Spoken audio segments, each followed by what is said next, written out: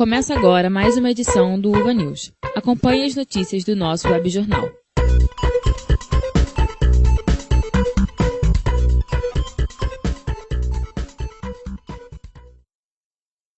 O mais novo dado levantado pela Organização para a Cooperação de Desenvolvimento Econômico, divulgado pelo Ministério da Educação, aponta que 52% dos brasileiros não completaram o ensino médio. Esses dados são correspondentes às pessoas de 25 a 64 anos. Confira mais informações com a repórter Mayra Brito. Evasão escolar é o ato de deixar de frequentar as aulas, ou seja, abandonar o ensino por qualquer motivo. Esse problema social, que infelizmente é comum no Brasil, começa com uma sucessão de faltas até que o aluno desiste. Emanuel de Souza e Elguete Moreira contam suas experiências. Eu parei de estudar, eu parei de estudo com 12 anos de idade. Eu entrei pro tráfico de drogas, comecei a fumar maconha, eu fui usando farinha também. Eu parei por uns 2 anos e pouco, porque eu engravidei, daí eu tive que cuidar da minha filha. É importante valorizar a queixa daqueles que hoje não frequentam mais o ambiente escolar e listar seus principais fatores. Roberto Vieira, diretor do Colégio Estadual Antônio da Silva, faz um compilado das principais razões. O que nós temos informado pelas escolas, é alguma questão com relação a desinteresse, desobediência, desmotivação, Nós temos índices muito grandes hoje de gravidez na adolescência, Nós temos índice muito grande de envolvimento com substância psicoativa, tanto o uso quanto a questão do tráfico, que aí uma parcela grande dos nossos adolescentes estão envolvidos nesse processo. A professora de língua portuguesa Cristina Varandas ressalta que há ainda outro fator a ser considerado. A gente tem um índice muito significativo no Brasil, que é o seguinte: o único diploma que muitos conseguem é só o diploma do ensino fundamental. A transposição do fundamental para o médio tem sido muito brusca. Então, antigamente não era assim, mas a gente tem um outro perfil social, a gente tem uma outra sociedade, então não posso ficar comparando o tempo todo com o passado. Eu tenho que fazer a passagem do fundamental para o médio de uma outra forma. Então, realmente, eles se sentem muito sozinhos, porque passou esse ensino médio, o aluno tem que se virar, mas ele não sabe se virar. Então, eu preciso acompanhar o aluno. É necessário lembrar de outra faixa etária, a daqueles que são idosos e não tiveram oportunidade de completar os estudos em sua adolescência. Eu trabalhava só na roça, que nem boi de canga, cortando assim, com enxadão, assim, as terras para plantar, assim, verdura, E trabalhava mesmo. Daí o meu padrasto, ele era carreirista, corria carreira, e daí não parava em casa também. Eu só na roça trabalhando. Eu sofria, menino, eu chorava, eu trabalhava descalço. Não tinha calçado no pé, não. Nunca é tarde para quem deseja retornar para a sala de aula e continuar de onde parou. Cristina Varandas, professora de língua portuguesa, mostra o caminho através da educação para jovens e adultos. Existem bons trabalhos na EJA, na educação de jovens e adultos. Infelizmente, o governo muitas vezes não tem apoiado, então são atitudes isoladas, digamos assim, Tem um fechamento de escolas públicas, a gente vem sofrendo isso muito seriamente. Fechamento de turmas, falta de oferecimento da educação de jovens e adultos. Agora, existem escolas que oferecem educação de jovens e adultos que são fantásticas. Se matricule em uma unidade de ensino próxima da sua casa. Consulte no site educamaisbrasil.com.br. Repetindo, consulte no site educamaisbrasil.com.br. A população encontra dificuldades de reinserção no mercado de trabalho. E um grupo específico enfrenta obstáculos ainda maiores para se recolocar profissionalmente, pessoas a partir dos 50 anos. Veja mais detalhes na reportagem de Rafael dos Santos. De acordo com dados do Instituto Brasileiro de Geografia e Estatística, o Brasil conta com quase 13 milhões de desempregados atualmente. Quando ultrapassam a meia-idade, mesmo com a aposentadoria próxima, muitos profissionais optam por continuar no mercado de trabalho para manter as contas em dia. Esse é o caso de Carlos Roberto da Silva, de 59 anos. Mesmo que eu venha me aposentar, a renda da aposentadoria não vai ser suficiente para poder arcar com as contas mensais, entendeu? Eu preciso trabalhar. Passando por um processo demissional na empresa onde trabalha, O operador de telemarketing acredita que vai precisar se adaptar às novas exigências do mercado de trabalho para se reinserir. É lógico que a experiência vai ajudar, nesse ponto aí vai ajudar, mas eu vou ter que trabalhar 2 vezes para provar a minha capacidade e também provar que eu estou atualizado, provar que eu tenho curiosidade, que eu estou aberto a novas tecnologias, que eu não vou ter resistência, entendeu? Eu, acima de tudo, eu preciso ser uma pessoa flexível e ter muita resistência à pressão, tudo isso. Ter muita inteligência emocional. Especialistas em recursos humanos também acreditam que os profissionais precisam sempre se adaptar às tendências de mercado, e Beatriz de Cairos, assistente de RH, conta como funciona o processo seletivo com pessoas mais experientes. Na maioria das vezes eu acho que até se desenvolvem melhor do que os jovens em certos processos seletivos meus. Em questão de postura, em questão de conteúdo, porque vai ter mais experiências para contar, vai saber colocar isso melhor, e às vezes o jovem ainda não tem não consegue passar essa segurança para mim. E experiência é o que Ellen Soares, de 53 anos, tem de sobra. Ela se formou em jornalismo e atuou na área por mais de 20 anos. Fora do segmento, ela conta que a profissão sofre uma crise no momento. Com relação à área de jornalismo especificamente, o problema vem acontecendo muito antes. Com a internet, os veículos vêm quebrando, vêm tendo uma dificuldade, então não era só a idade, era uma questão mesmo do mercado, que é mundial até.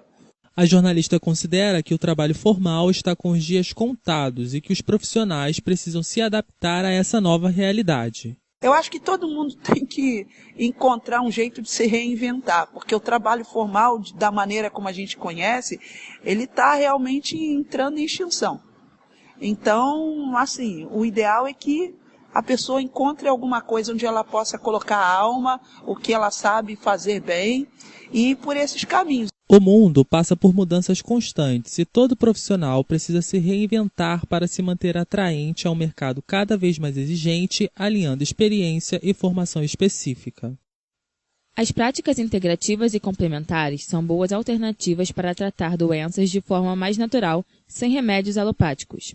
Nesse método, o indivíduo é visto de forma mais ampla, prestando atenção não só no aspecto físico, mas também no emocional, mental e espiritual. O Sistema Único de Saúde beneficiou os pacientes com mais 10 PICs, fazendo com que o Brasil seja líder na oferta dessa modalidade na atenção básica. Segundo o Ministério da Saúde, cerca de 4 milhões de brasileiros adotam a prática em suas rotinas. Acompanhe a reportagem de Diogo Ferreira. As práticas integradas são consideradas novidade apenas para a medicina ortodoxa dos países ocidentais, como o Brasil. Em certas sociedades e culturas, elas podem ser tradicionais e recorrentes, como conta o especialista Andrei Oquim. Quando a gente fala de medicina holística, eu diria para você, esse é o método tradicional. Porque o que chega para a gente hoje, que o método tradicional é a nossa medicina ortodoxa. Mas a gente está falando de uma medicina muito mais antiga. A medicina chinesa, ela vem de 3.000 a 5.000 anos antes de Cristo. A acupuntura, a medicina tradicional chinesa, ela vai evoluindo junto com isso. A fitoterapia, ela vem com ervas e outras coisas, ela vem muito mais tempo ainda. Né? Então, na verdade, a nossa medicina que a gente faz hoje que é a medicina moderna. A gente, na verdade, quando a gente fala medicina tradicional, são essas medicinas que trabalham com o holismo. A gente tem medicina Ayurveda, que também trabalha isso, é uma medicina indiana muito antiga mesmo. A designer de anteriores, Aline Paiva, recorreu à medicina holística, já que a tradicional não aliviava as dores causadas pela tendinite. Ela afirma que o tratamento de acupuntura ajudou muito no processo. Não é como um remédio que de imediato você vai sentir, mas, por exemplo, conforme vão passando os dias, por ser um tipo de tratamento que ele vai regenerando os pontos, ele vai regenerando ali o local, você para aos poucos de sentir a dor. Eu já estou na 4ª sessão, eu já quase não sinto, já posso tratar outras partes do meu corpo. E comparado com o remédio, por exemplo, o remédio ele é só para aquele momento ali, mas depois ele me dava uma dor de estômago. Ele não era um tratamento real, ele era só algo que aliviava a dor. A terapeuta de florais, Carla Marques, recomenda o uso das terapias como complemento dos tratamentos convencionais e não como substitutos totais.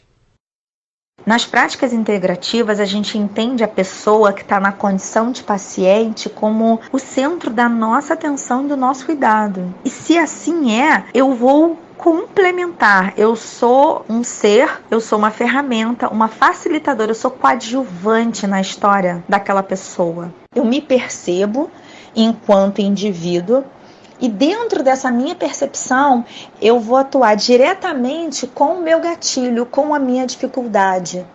E quando eu me conheço, quando eu trabalho esses aspectos do autoconhecimento, eu consigo ajudar também a medicina tradicional a cuidar melhor de mim. Para a aposentada Marilda Braga, a fisioterapia não deu conta do recado e ela recorreu à medicina chinesa. Ela explica como foi diagnosticada e compartilha a sua surpresa. A forma dele dar o diagnóstico, ele supera as suas expectativas, porque ele não te pergunta absolutamente nada. Ele simplesmente sente os teus dois pulsos, o esquerdo e o direito ao mesmo tempo, e você não fala nada. Em função do que ele sente no teu pulso, ele dá o teu diagnóstico, ou seja, ele diz tudo que você sente e manda simplesmente você confirmar ou não. Em relação à minha pessoa, tudo que ele falou realmente foi verdadeiro. Ele passou medicação para hipotiroidismo sem eu nem por um momento ter dito que eu tinha hipotiroidismo. Aí eu fiquei impressionada. Tem gente que não acredita, mas para mim fez efeito. A psicóloga e arteterapeuta Mariana Ferreira explica como métodos alternativos podem ser a solução para casos especiais. De modo geral, a arteterapia ela é recomendada para pacientes que têm alguma dificuldade de expressão através da fala. Acaba sendo uma forma de se expressar através da arte. Então, geralmente os pacientes acabam se beneficiando, né, no sentido de expressar mesmo. Muitas vezes, o próprio fazer artístico acaba sendo terapêutico. Já aconteceu mais de uma vez de um paciente falar que só de fazer aquela atividade já foi bom, já melhorou alguma coisa. As crianças também gostam bastante por causa da questão da arte, né, que acaba sendo uma brincadeira, uma coisa mais lúdica. E algumas pessoas que têm profissões ligadas à arte, tipo arquiteto, ou pessoas que trabalham com artesanato e já sabem que gostam dessas coisas, então acabam querendo fazer algo relacionado à arte e não necessariamente à terapia tradicional, digamos assim. Geralmente a própria pessoa, no caso de criança ou os pais, dão esse retorno e a pessoa melhorou com relação àquilo que foi trazido como queixa inicial, mas muitas vezes você percebe até pelos próprios trabalhos. Para os interessados em aprender mais sobre esse universo, a terapeuta floral Carla Marques, em parceria com a Terapia Viva das Flores, criou o projeto Saúde-se, que consiste em uma palestra sobre os benefícios das práticas complementares, junto com um workshop, onde você vai poder montar sua própria fórmula floral com a ajuda de profissionais. O evento vai acontecer no dia 6 de outubro, um sábado, no auditório na rua Silva Rabelo, número 57, no Meia. Basta mandar um e-mail de inscrição para contato@terapiavivadasflores.com.br. Repetindo, contato@terapiavivadasflores.com.br. O valor da inscrição é de R$30 ou 2 latas de leite em pó da Molico. Está terminando mais uma edição do Uva News. Continuem ligados na nossa programação. Repórteres: Diogo Ferreira, Mayra Brito e Rafael dos Santos. Locução: Eloá Custódio. Editora-chefe: Eloá Custódio. Professora responsável: Mônica Nunes. Coordenador do curso: Luiz Carlos Bittencourt.